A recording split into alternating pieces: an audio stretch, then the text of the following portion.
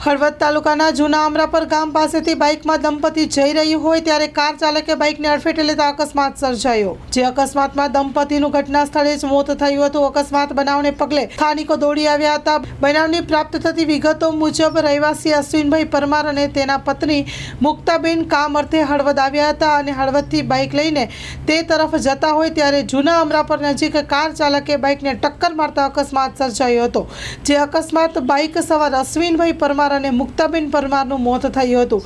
જે બનાવને પગલે આસપાસના ગ્રામજનો ઘટના સ્થળે દોડી ગયા હતા। બનાવની જાણ થતાં હળવદ પોલીસે ટીમ દોડી ગઈ હતી અને મૃતદેહને પીએમ અર્થે હોસ્પિટલ ખાતે ખસેડવામાં આવ્યો છે।